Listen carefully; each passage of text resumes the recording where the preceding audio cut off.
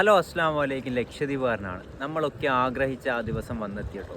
നാളെ തൊട്ട് നമുക്ക് പരിശുദ്ധമാക്കപ്പെട്ട റമദാൻ മാസത്തിൻ്റെ ഒന്നാമത്തെ നോമ്പാണ്. അതുമാത്രമല്ല, ഒരു വെള്ളിയാഴ്ച ദിവസം കൂടി ആട്ടോ നമുക്ക് ആ നോമ്പ് തുടങ്ങുന്നത്. അൽഹംദുലില്ലാ, ഒരുപാട് സന്തോഷമുണ്ട് ഈ ഒരു റമദാൻ വരെ നമ്മുടെ ആയുസ്സിനെ നീട്ടി തന്നതിന്. അൽഹംദുലില്ലാ, നല്ല രീതിയിൽ നമുക്കിത് കൊണ്ടുപോയി പൂർത്തീകരിക്കാനും പടച്ചവൻ ഭാഗ്യം നൽകട്ടെ എന്ന പ്രാർത്ഥന മാത്രമുണ്ട്. നിങ്ങളുടെയൊക്കെ പ്രാർത്ഥനയിൽ എന്നെയും എൻ്റെ കുടുംബത്തെയും ഉൾപ്പെടുത്തുക.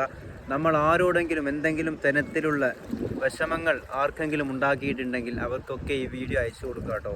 കാരണം പരിശുദ്ധമാക്കപ്പെട്ട റമദാനാണ്, പുണ്യങ്ങളുടെ ദിനരാത്രങ്ങളാണ്. അതുകൊണ്ട് നമ്മൾ ചെയ്തു പോയ പാപങ്ങളും അതുപോലെ തന്നെ നമ്മൾ മറ്റുള്ളവരോട് ചെയ്തു പോയ പൊറുക്കാൻ പറ്റാത്ത കാര്യങ്ങളൊക്കെ ഉണ്ടെങ്കിൽ നമ്മൾ ഈ വീഡിയോ അവർക്ക് അയച്ചു കൊടുക്കുക. എന്നിട്ട് അവരോട് പൊരുത്തം ചോദിക്കുക. പടച്ചവനെ, ഇത് ഞങ്ങൾ അവസാനത്തെ റമദാനാക്കല്ല അല്ലാ. നമ്മൾ അറിഞ്ഞുകൊണ്ട് ഒരു നോമ്പ് പോലും ഒഴിവാക്കരുത് കേട്ടോ.